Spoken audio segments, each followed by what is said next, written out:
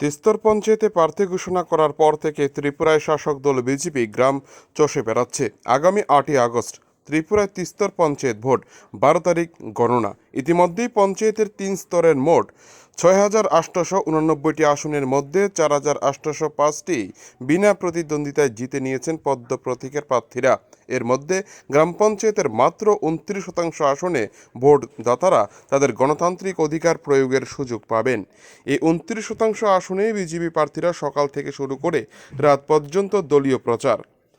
বুধবার সকাল 8টা নাগাদ গোমতী জেলা পরিষদের 11 নং ওয়ার্ডের প্রার্থী দেবল দেবরায় নির্বাচনী প্রচারে ঝাঁপিয়ে পড়েন। জামজুরি গ্রাম পঞ্চায়েতের বিভিন্ন হিন্দু ও মুসলিম এলাকায় প্রচারে ঝড় তুলেন দলীয় প্রার্থীকে নিয়ে বিজেপি কর্মীরা। এই দিন এই নির্বাচনী প্রচারে অংশ নেন উদয়পুর পৌর পরিষদের চেয়ারম্যান শীতল চন্দ্র মজুমদার। একই সাথে গ্রাম পঞ্চায়েত ও পঞ্চায়েত সমিতির 2 জন মহিলা প্রার্থী একই দিনে দলীয় প্রচার সেরে নেন। দলীয় প্রচারকে সামনে রেখে দলের কর্মীরা উন্নয়নের স্লোগানকে হাতিয়ার করে প্রতিটি ভোটারের বাড়িতে গিয়ে বিজেপি প্রার্থীকে ভোট দেওয়ার আবেদন জানান।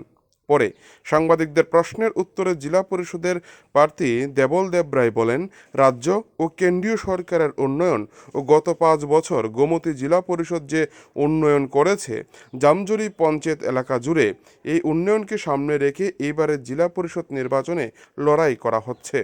পাশাপাশি বিরোধীদের অপপ্রচারের বিরুদ্ধে যোগ্য জবাব দেবে এই ভোটের মধ্য দিয়ে গ্রামীণ ভোটাররা।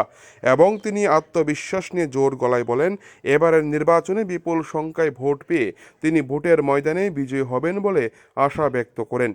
এদিন সকালে দলীয় প্রচারকে কেন্দ্র করে কর্মীদের মধ্যে ব্যাপক সাড়া লক্ষ্য করা যায়। উদয়পুর থেকে নিজস্ব প্রতিনিধি রিপোর্ট, টিভি 100 বাংলা।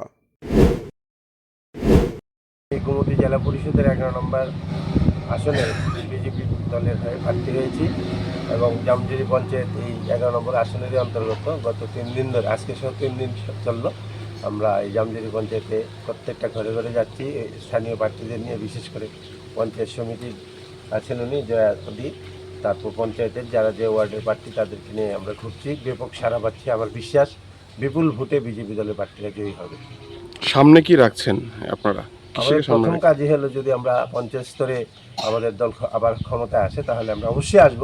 আমরা প্রথমেই প্রাধান্য দেবো রাস্তাঘাট এবং পানীয় জলের উপর। এখনও পানীয় জলের বেশ সমস্যা আছে এবং রাস্তাঘাটের বেশ সমস্যা আছে, এগুলোকে আমরা প্রাধান্য দেবো এবং প্রথম কাজই হবে আমাদের এই দুটো কাজ। নিশ্চয়ই পড়বে, কারণ এই জামজুরিতেও আমরা বেশ জেলা পরিষদের তরফ থেকে বেশ কিছু কাজ করিয়েছি এবং জেলা পরিষদের দায়িত্ব থাকার সভাতে এই এলাকার রাস্তাঘাট এবং বিশেষ করে অঙ্গনওয়াড়ি সেন্টারগুলিতে যাতে খুব একটা সুন্দর পরিবেশ থাকে পড়াশোনার, সেই ব্যাপারে যা যা করণীয় সেই কাজটুকু স্থানীয় নেতৃত্বের সাথে মিলেমিশে করার চেষ্টা করেছি। সমিতির প্রার্থীও ছিলেন, তারাও করেছেন পঞ্চায়েতের সমিতির পক্ষ থেকে।